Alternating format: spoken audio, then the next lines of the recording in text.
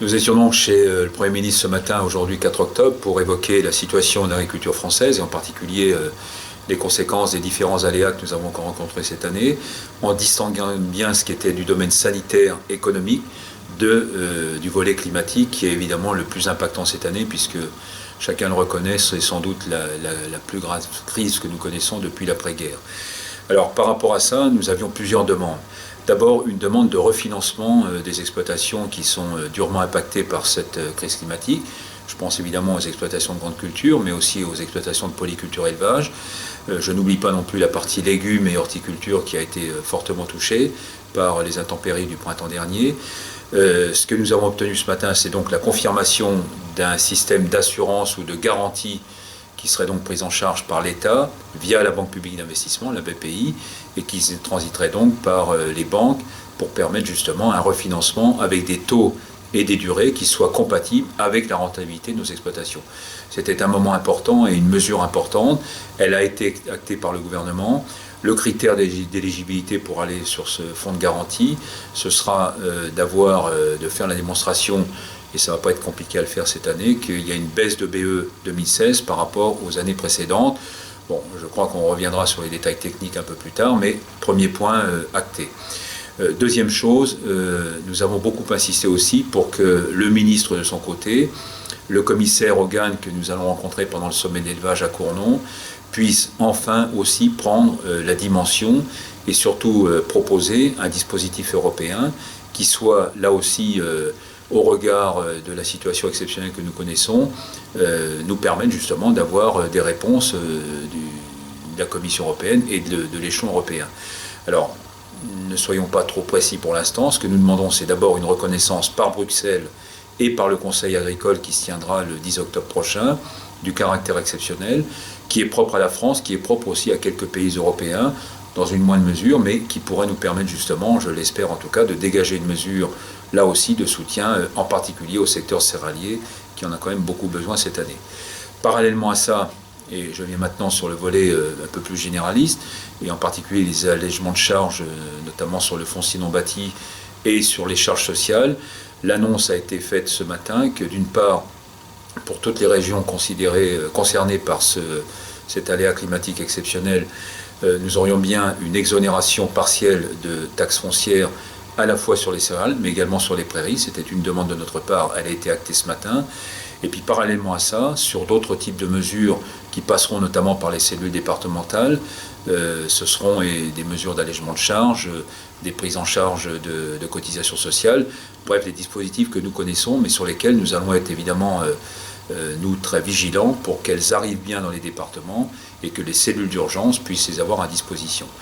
Il y a un troisième dispositif sur lequel nous avions aussi besoin de nous exprimer ce matin, et je l'ai fait avec toute la solidarité, toute la dignité nécessaire, mais c'est le cas d'exploitations agricoles qui malheureusement, parce qu'ayant déjà connu des difficultés antérieurement, cette année 2016 se rajoutant, vont devoir passer par d'autres mesures beaucoup plus adaptées à leur situation.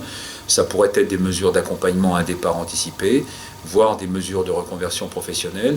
Je crois qu'il faut savoir apprécier ces mesures pour ce qu'elles sont, c'est-à-dire vraiment des mesures qui viennent, encore une fois, de manière digne, de manière solidaire, mais aussi avec toute l'humanité nécessaire, répondre à des situations particulières.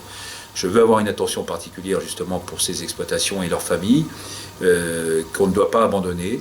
Le silence est pire que tout. C'est à nous aussi d'aller à la rencontre de ces agriculteurs et de leur dire que oui, une situation difficile sur le plan économique, sur le plan financier, ne doit pas non plus remettre en cause une vie entière et qu'il y a des solutions à trouver. J'espère aussi d'ailleurs que de ce point de vue, d'autres collectivités, je pense aux régions, aux départements, pourront aussi apporter leurs compléments pour faire en sorte que ce soit des mesures appropriées et surtout qu'elles permettent encore une fois une sortie dans les meilleures conditions. J'espère bien sûr que ces situations seront les moins nombreuses possibles sur le territoire, mais nous devons aussi les prendre en charge. C'est notre travail, c'est notre responsabilité de syndicalistes d'aller au-devant de ces exploitations. Enfin, un dernier mot sur un plan un peu plus économique, puisque nous avons aussi évoqué cette situation, notamment dans le domaine de l'élevage. Je pense au lait, à la viande bovine en particulier, mais pour d'autres secteurs. Faire en sorte aussi que par des dispositifs à la fois de restauration de la compétitivité de l'agriculture française, par la construction des prix et en particulier la mise en œuvre du décret sur l'origine de nos produits, l'origine France, tout ça puisse permettre aussi de reprendre en main ce qui fait défaut, c'est-à-dire des prix rémunérateurs d'un côté et des charges qui ne soient pas plus élevées que le reste de l'Europe. Je pense en particulier à toutes les conséquences des normes et des réglementations aujourd'hui qui pèsent sur nos exploitations. Sur tout ça, nous avons évidemment réinsisté auprès du Premier ministre. Et puis sur un volet plus particulier, qui est notamment cette fameuse enveloppe européenne à destination d'abord du lait et puis globalement de l'élevage et notamment du secteur de la viande bovine. J'ai redemandé ce matin au Premier ministre que par ces mesures, certes on apporte de la trésorerie aux exploitations, mais on permette aussi d'avoir un véritable impact sur le marché. Je pense qu'en particulier sur la réduction de la production laitière en Europe, ça devra avoir un impact assez rapide maintenant sur la remontée des prix, mais il faut que nous fassions la même chose, en particulier pour soutenir l'exportation sur la viande bovine. Il y a des marchés aujourd'hui qui s'ouvrent, notamment autour de la Méditerranée.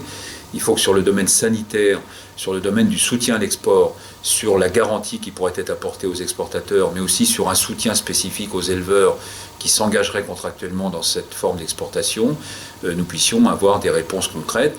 C'est d'ailleurs ce que je redemanderai à l'occasion du passage de Phil Hogan, le commissaire européen au sommet de l'élevage à Cournon. J'ai aussi demandé au ministre de l'Agriculture que, à la fois donc, sur ce volet économique comme sur le volet climatique, il soit à la manœuvre en quelque sorte pour faire en sorte que derrière les mots, on puisse aussi obtenir des engagements forts de la part et de la Commission, mais aussi du Conseil européen. Tout ça se tient. Donc vous voyez, une dimension nationale évidemment importante qu'il va falloir maintenant mettre en œuvre. Je le signale au passage, j'ai demandé au Premier ministre que nous ayons ce qu'on appelle une clause de revoyure vers la fin novembre pour mesurer l'efficacité des mesures annoncées, voire réajuster, réadapter certaines d'entre elles pour les rendre encore plus efficaces et surtout faire en sorte que derrière, chaque agriculteur aujourd'hui, quelle que soit sa situation, quelle que soit sa situation ou son ancrage territorial, puisse bénéficier d'une mesure appropriée à sa propre exploitation. Donc, mesure générale d'un côté, mais adaptée à chaque cas, à chaque situation. C'est aussi ce que nous avons plaidé ce matin. Je fais en sorte, en tout cas avec toutes les équipes de la FNSEA, avec bien sûr les fédérations départementales qui vont aussi maintenant assurer le relais, avec évidemment tous nos partenaires banquiers, assureurs, mutualités sociales agricoles, nous ayons cette capacité à mettre en œuvre au plus vite ce plan d'ensemble. C'est une urgence, c'est aussi dans l'exceptionnalité de la situation, notre propre capacité de réaction et surtout de réponse, ou en tout cas de solutions qui vont apporter des réponses les plus adaptées à chacune des situations sur le terrain.